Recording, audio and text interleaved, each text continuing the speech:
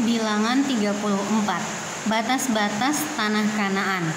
Tuhan berfirman kepada Musa, "Perintahkanlah kepada orang Israel dan katakanlah kepada mereka, apabila kamu masuk ke negeri Kanaan, maka inilah negeri yang akan jatuh kepadamu sebagai milik pusaka, yakni tanah Kanaan menurut batas-batasnya.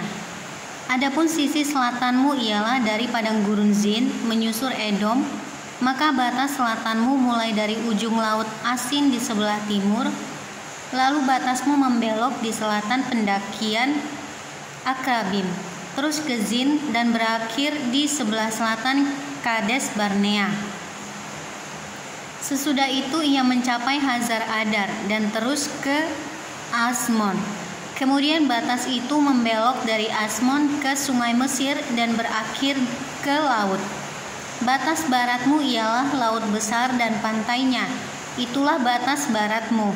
Inilah batas utaramu. Mulai dari laut besar haruslah kamu buat tanda batas ke Gunung Hor. Dari Gunung Hor harus kamu buat tanda batas ke jalan yang menuju ke Hamat. Lalu batas itu mencapai Zedad.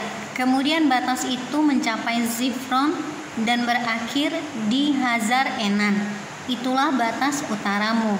Sebagai batasmu di sebelah timur haruslah kamu membuat tanda batas dari Hazar Enan ke Sefam.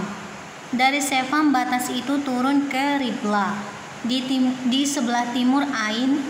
Kemudian batas itu turun lagi dan mencapai tebing Danau Kineret di sebelah timur. Lalu batas itu turun ke Sungai Yordan dan berakhir di Laut Asin. Itulah negerimu menurut batas-batasnya sekeliling. Mengenai pembagian tanah Kanaan, Musa memerintahkan kepada orang Israel, "Itulah negeri yang akan kamu bagi sebagai milik pusaka dengan membuang undi yang diperintahkan Tuhan untuk diberikan kepada suku yang 9,5 itu. Sebab suku Bani Ruben menurut puak-puak mereka dan suku Bani Gad menurut puak-puak mereka telah menerima milik pusakanya. Juga suku Manasye yang setengah itu telah menerimanya. 2,5 suku itu telah menerima milik pusaka mereka di seberang Sungai Yordan di dekat Yeriko ke sebelah timur."